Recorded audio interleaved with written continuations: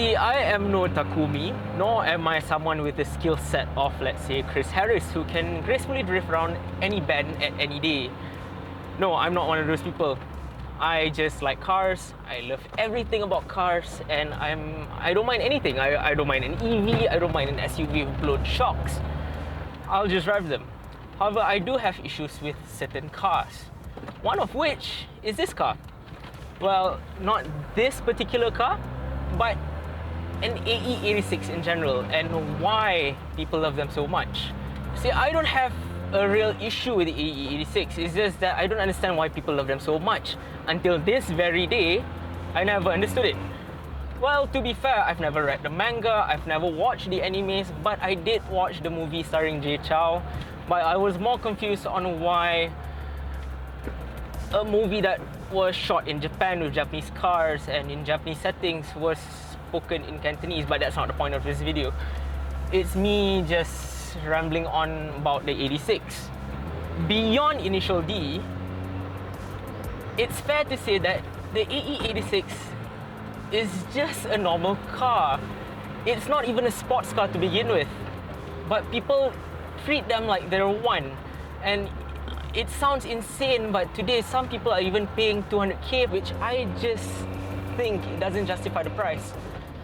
200K for Corolla.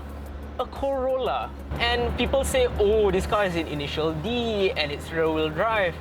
It's fun, it's fast. But let's be honest, it's not really that fast. It's just lightweight. And there is some power to it, but it's not even reaching the 200 figure mark. Yet people complain about the GT86 nowadays, saying that it's slow. So why does this get all the attention and all the love, while the new one just gets, oh, it's slow? That I don't understand. But I think it goes back to the cult for the AE86. Another thing I don't like about how the cult community has done to the AE86 is every single AE86 that you see is all in the white and black livery. Almost every single one of them, including this one. And yeah, there are some that have been made to look like exactly the ones in the manga series. Just like the one I did a walk around on before. It had a 7AGE engine, which is a combination of two engines with ITBs. That sounded amazing. And I think that was the ideal AE86 that I've seen.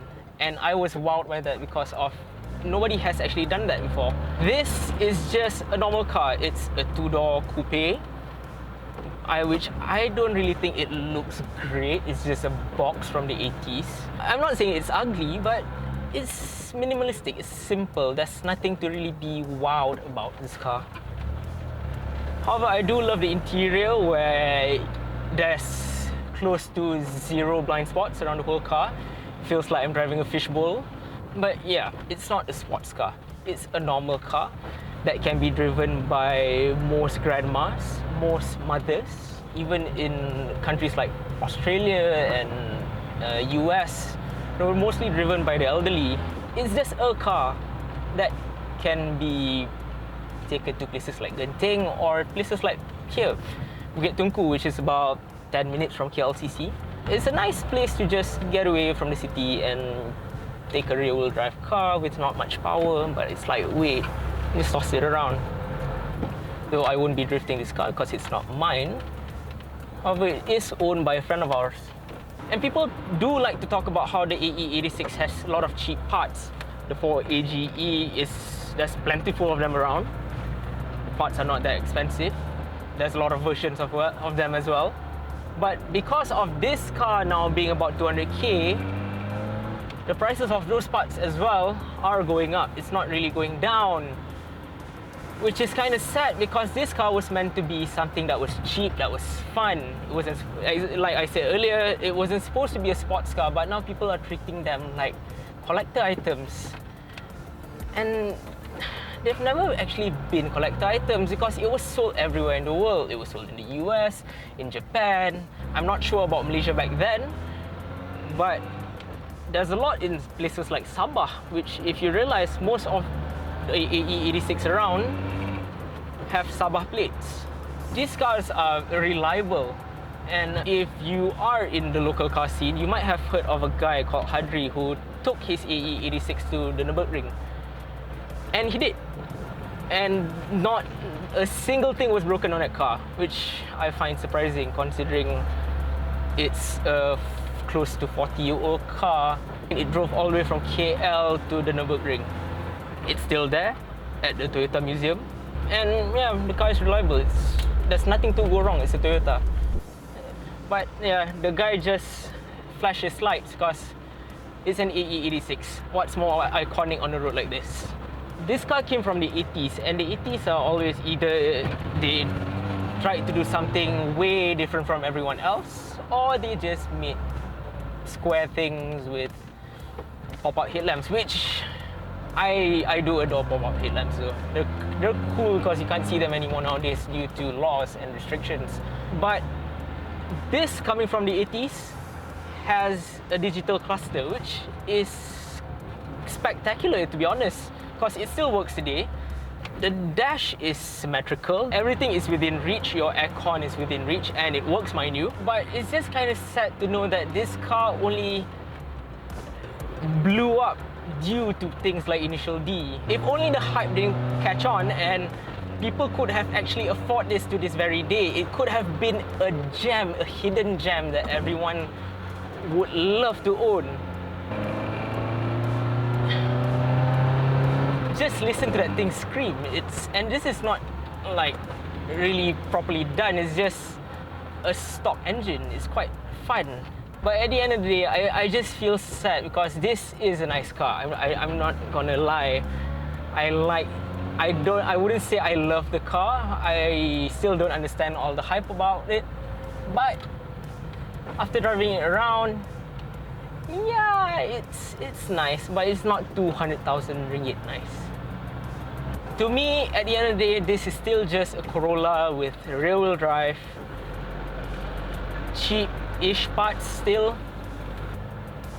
To most people, it's just a car from the movie or the anime or the manga. I simply can't enjoy it as how everyone perceives the car to be, even until today. This car is fun to drive nonetheless. That I admit. I could not fault the car in how it drives. You can feel the soul of the car. It wants to go. It wants you to rev it high. But then again, at the back of your mind, you think about the 200K price and how people are playing with the price of parts. It's no longer that cheap sports car that people can just buy and play around with. I still look at the AE86. Whenever I see one on the road, I'll be looking at them like, cool, that's an AE86. But I won't be going to the car and be like looking, oh, is that an Ital Volante steering, or is that this or that? Does it have ITB? No, I don't really care for it. It's just an overhyped old car. It's nice, but it's just nice, that's it. There's nothing really more than that. And despite me trying my best to love this car, I doubt that I'll ever own one, or I can actually appreciate one. I don't think I can see myself in one. Possibly ever.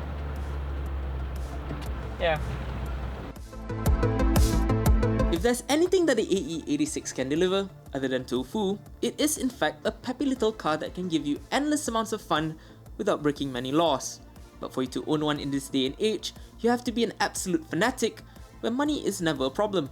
But then again, the AE86 will forever be known as the superstar from Initial D.